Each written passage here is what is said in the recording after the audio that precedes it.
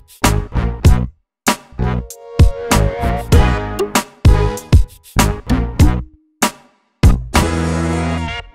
verið velkomin í fyrsta þátt af rannsóknarblaðamennsku. Í dag ætlum við að fjalla um bíla.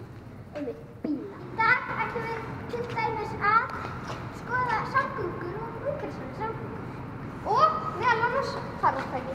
Og sömardekki. Eins og því það er bannað að ferja vera á nagladekki núna. Bílahús hafa aukist á undanförnum árum. Hvort er það slæmt eða gott? Góða við það. Bílarnir fá geymslu og eru öruggir hérna inni. Þá þarf að ýta einn takka svo fólk getur geymt í bílunum og þá opnast þetta fallega hlið og já. Slæmi hlutinni við það er að það fer rosalega mikill peningur að byggja svona hús og rosalega langur tími. Ég held að þetta hafi tekið 1 ár og hefur kostað hauga peningum. Jæja, nú erum við stödd inni í þessu mikla húsi. Hjól er það helsta sem kemur í veg fyrir bílaleigu. Þau kosta 50.000 af það ódýrustu bílarnir kosta upp í 1 milljón til 3 milljónir.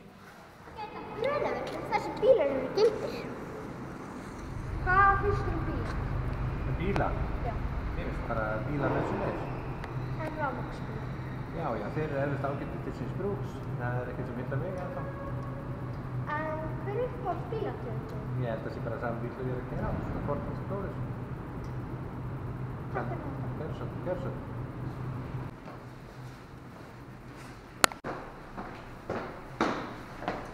Takk fyrir okkur í kvöld.